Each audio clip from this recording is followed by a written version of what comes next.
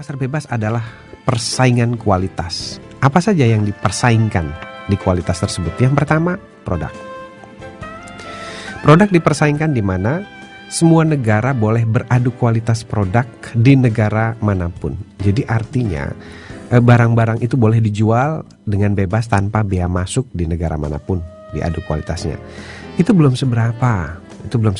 Dibandingkan nanti pasar bebas 2010 sampai 2015 yang diadu itu bukan barang lagi, tapi kualitas sumber daya manusia. Dan itu terjadi pada zamannya anak kita saat besar nanti. Nah, konteksnya begini kira-kira ya. Mungkin ibu-ibu berpikir bahwa ini nggak ada hubungannya sama saya gitu. Saya pikir ini berhubungan erat sekali. Pada saat tahun 2006 ya, saya mulai mengkampanyekan ini. Pentingnya memahami pasar bebas. Tahun 2006 ayah sudah mulai, kenapa itu? Begini, karena saya melihat bahwa pasar bebas ini akan menjadi dua kesempatan. Yang pertama adalah ini bisa jadi peluang kalau kita bisa memanfaatkannya dan mempersiapkannya dengan baik. Tapi sekaligus bisa menjadi ancaman kalau kita tidak bisa mempersiapkan pasar bebas ini bagi anak-anak kita dengan baik. Pasar bebas itu hanya mengenal satu, ya, quality atau spesialisasi. Jadi kalau kita bicara di pasar bebas, kita akan bicara tentang quality sumber daya manusia. Dan quality sumber daya manusia itu sifatnya spesialisasi. Jadi bukan generalisasi. Intinya di situ. Nah, oleh karena itu, kalau kita ingin mengejar pasar bebas, maka persiapkanlah anak kita dari sisi kualitas. Yang spesialis, bukan yang generalis. Saya menekankan kepada potensi, karena apabila seseorang sekolah sesuai dengan potensinya atau mengambil kursus sesuai dengan potensinya, maka biaya yang kita keluarkan atau yang orang tua keluarkan bagi anaknya itu become investment, jadi investasi. Tapi kalau tidak, itu akan jadi expense. Kenapa saya katakan begitu? Begini, banyak orang tua yang menyekolahkan anaknya. Biasanya kalau anak sekolah disaraninnya apa? Ambil ekonomi, ekonomi atau ambil kedokteran, ya. Apa yang dipikiran kepala orang tua kebanyakan adalah kalau ekonomi nanti gampang cari uang. Tapi belum tentu anaknya potensial di sana.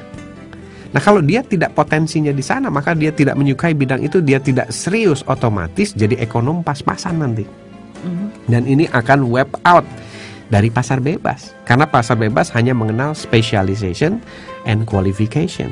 Nah, pada saat kita melakukan pembimbingan sukses anak sejak usia dini, starting from mindset. Mindset itu ada dua macam ya. Jadi sukses menurut orang gagal dan sukses menurut orang sukses. Nah, yang menarik adalah sukses menurut orang gagal. Oke, ayah.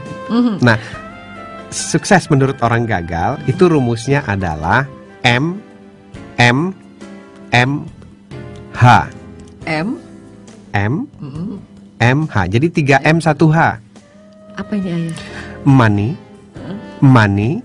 Money, happy. Nah, yang kedua adalah rumus sukses dari orang sukses. Jadi terserah nih kita mau mendidik anak dengan rumus sukses dari orang gagal atau dari orang sukses. Tapi biasanya orang yang menekankan money dan happy itu rata-rata nggak dapat happy-nya. Happy dulu dari awal. Kenapa? Karena kalau kita happy pasti kita fokus. Nah, kalau happy itu pasti kita all out. Betul. Oke, ayah. Mungkin untuk orang tua yang berbahagia, ayah bisa kasihkan langkah-langkah yang harus mereka lakukan, walaupun ini bisa dikatakan telat. Ya. Yang pertama, waktu saya bicara di sebuah seminar, saya katakan, jadi sebenarnya anak kita itu sejak kecil tuh bisa loh dipetakan ya. Jadi seperti peta itu perjalanan ya, bisa dipetakan loh potensi unggulnya dan arahnya dia nanti arah suksesnya mau kemana dan di bidang apa. Banyak orang tua yang nggak percaya gitu bahwa apa iya sih anak kita itu bisa dipetakan.